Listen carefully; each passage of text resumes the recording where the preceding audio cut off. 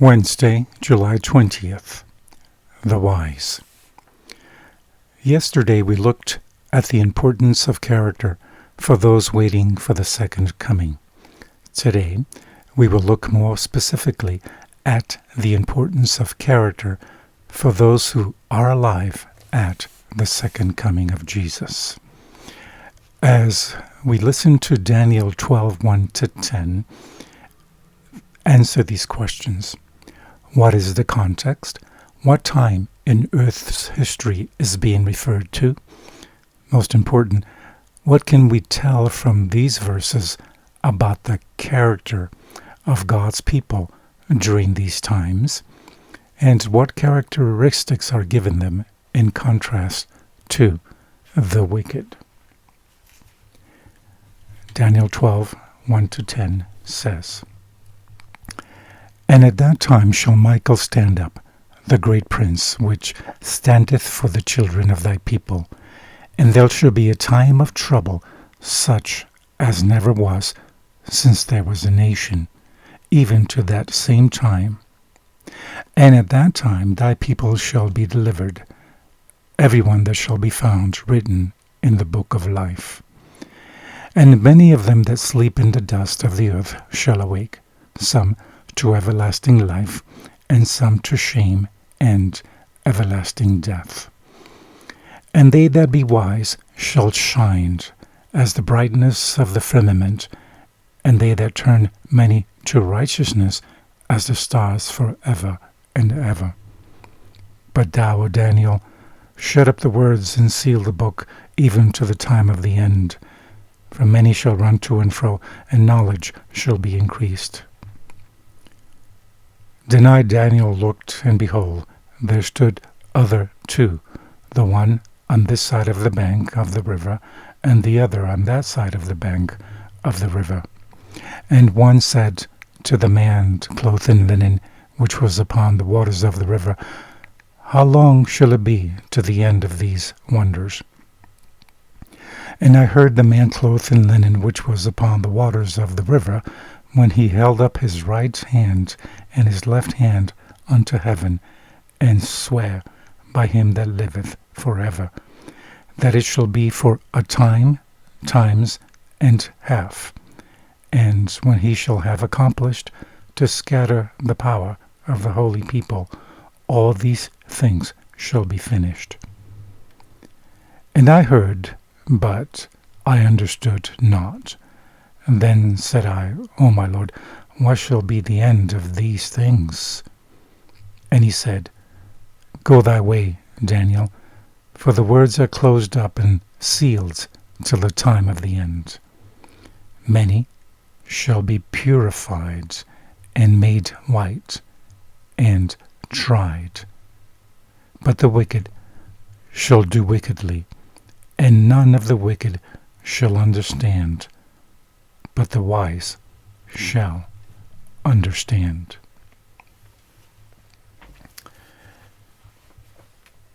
Daniel is told that just before Jesus comes, there will be a time of distress unequaled at any other time of history.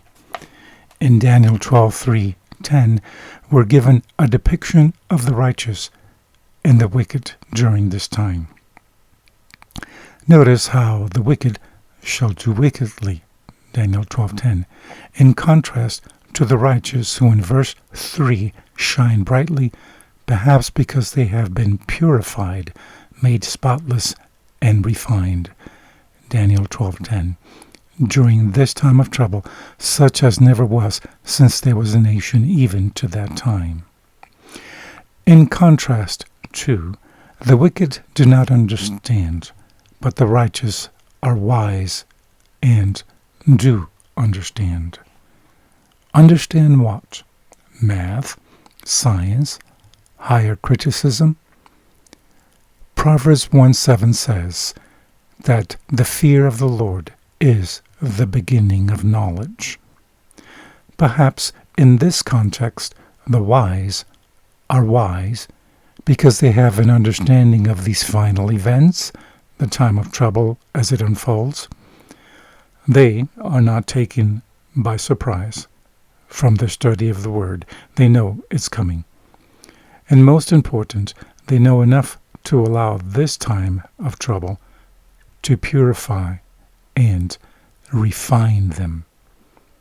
The wicked, on the other hand, are just made more obstinate in their rebellion and thus continue in their wickedness. The crucial point is that here we are given a depiction of a people who have been brought through a refining and purifying process. Though we've looked at these texts in the context of the very last days, what principles do we see here? What can help us to understand better what the purifying and refining process is all about, even today? From the book Lift Him Up, page 291, it says, "We have before us the highest, holiest example.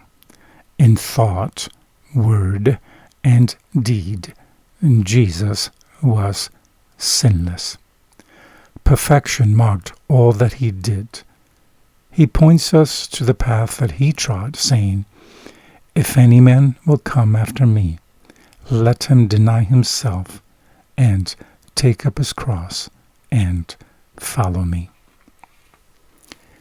And from the Youth's Instructor, January 16, 1896, it says, "The day is coming, and it is close upon us, when every phase of character will be revealed by special temptation.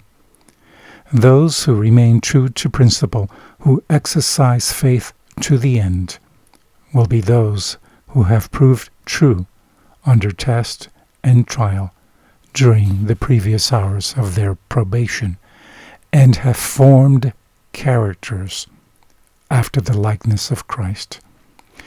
It will be those who have cultivated close acquaintance with Christ, who, through his wisdom and grace, are partakers of the divine nature. But no human being can give to another heart devotion and noble qualities of mind, and supply his deficiencies with moral power. We can each do much for each other by giving to men a Christ-like example, thus influencing them to go to Christ for the righteousness which without they cannot stand in the judgment.